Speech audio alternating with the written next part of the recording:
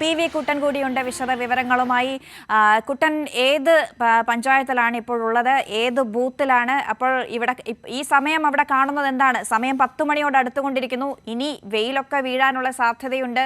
മാത്രമല്ല, സ്ത്രീ വോട്ടർമാർ അധികമുള്ള മണ്ഡലമാണ്. 10,000 വോട്ട്, പുരുഷന്മാരെക്കാൾ കൂടുതൽ സ്ത്രീ വോട്ടുകൾ നിർണായകമാകുന്ന ഒരു മണ്ഡലം കൂടിയാണ്. ഇപ്പോൾ കാണുന്നത് എന്താണ്? സ്ത്രീ വോട്ടർമാർ കൂടുതലുണ്ടോ, അതോ രാവിലെ ഉണ്ടായിരുന്ന തിരക്കൊക്കെ കുറച്ച് 10 മണിയായതോടുകൂടി കുറയാനുള്ളൊരു സാധ്യതയാണോ, കൂടാനോ സാധ്യത?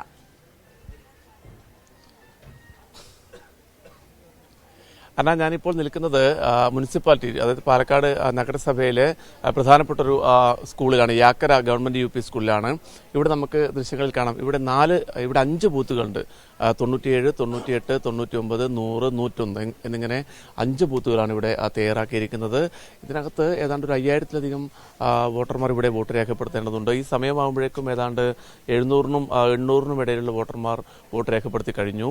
ബാക്കിയുള്ളവരൊക്കെ ഇനിയുള്ള മണിക്കൂറുകളിൽ ഇവിടേക്ക് എത്തും. അന്നെ സൂചിപ്പിച്ചതുപോലെ തന്നെ സ്ത്രീ വോട്ടർമാർ ഉണ്ട്, അതോടൊപ്പം തന്നെ പുരുഷ വോട്ടർമാരെല്ലാം സമ്മിശ്രമായാണ് വോട്ട് രേഖപ്പെടുത്താൻ വേണ്ടി വരുന്നത്.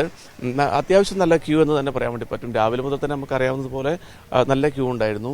ഇവിടെ യാക്കരയിൽ 5 പോളിംഗ് ബൂത്തുകൾ ഉള്ളതുകൊണ്ട് തന്നെ ഒരു വലിയ തിരക്ക് തന്നെ ഈ സ്കൂളിനകത്തേക്ക് വരുമ്പോൾ തന്നെ വലിയ തിരക്ക് അനുഭവപ്പെടുന്നുണ്ട്. കനത്ത സുരക്ഷാ സന്നാഹങ്ങൾ ഒരുക്കിയിട്ടുണ്ട്. നമുക്ക് കാണുന്ന ദൃശ്യങ്ങളിൽ കാണാം, സ്ത്രീ വോട്ടർമാർ അവിടെ യാക്കര ഈ ബൂത്തിനകത്ത് സ്ത്രീ വോട്ടർമാർ നിൽക്കുന്നുണ്ട്. ഇവിടെ ഒരു ഭാഗം പൂർണ്ണമായും സ്ത്രീ വോട്ടർമാരാണ് ഉള്ളത്.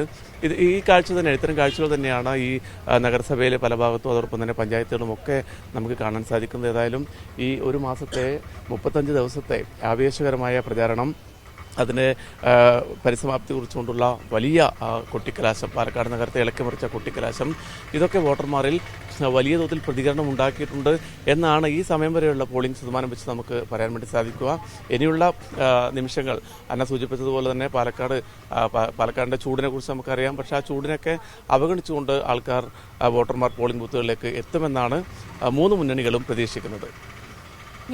യാക്കരയിൽ നിന്ന് PV കുട്ടനാണ് വിവരങ്ങൾ നൽകിക്കൊണ്ടിരിക്കുന്നത്. പാലക്കാട് വിധി എഴുതിക്കൊണ്ടിരിക്കുന്നു. രാവിലെ തന്നെ മികച്ച പോളിംഗ് രേഖപ്പെടുത്തുന്നു.